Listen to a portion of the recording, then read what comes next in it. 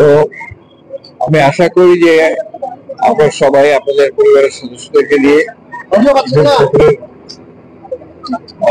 অত্যন্ত ভালোভাবে পালন করেছেন। আর আমি গতকাল ঢাকায় করেছি, অত্যন্ত হেক্টিক যাত্রা। গতকাল নামাজ পড়ার পরে আমাদের দলের প্রতিষ্ঠাতা তারপরে আমরা বিকাল 4টায় আবার প্রধান উপদেষ্টা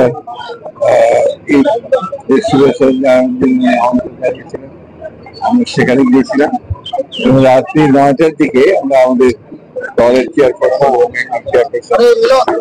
তারেক রহমান সাহেবের সঙ্গে ভার্চুয়ালি আমাদের পার্টি অফিসে আমরা কথা বলছি। তো আমি যেহেতু আপনার আমার খুব ইচ্ছা ছিল ঠাকুরায় ঈদ করার করতে পারিনি দেখে আমি অবস্থায় আমি আজকে এসেছি।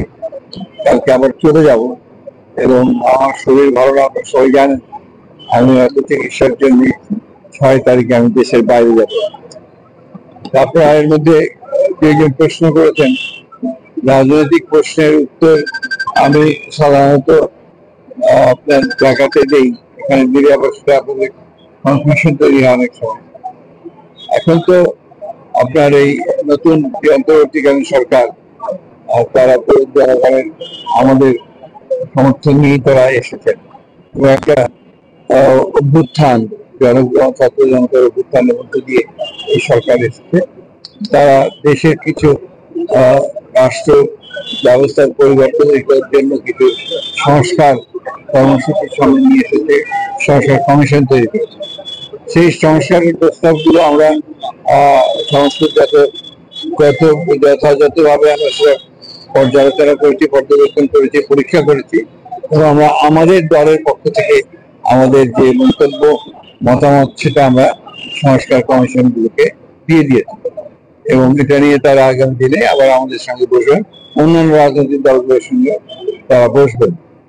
6টা কমিশন হয়েছে, 6টা কমিশনে আমরা আমাদের মতামত দিয়েছি, এরপরে সেগুলো নিয়ে আলোচনা হবে এবং যেটা কথা আছে সেটা হচ্ছে যে যেগুলোতে কনসেনসাস হবে, মতের ঐক্য হবে, সেগুলো সামনে নিয়ে আপনার নির্বাচন হবে এবং সেই নির্বাচনের পরে আপনার তারা আগেই একটা আপনার চার্টার অফ রিফর্ম থেকে তৈরি হবে, সেটা একটাই আপনার রাজনৈতিক দলগুলো স্বাক্ষর করবে।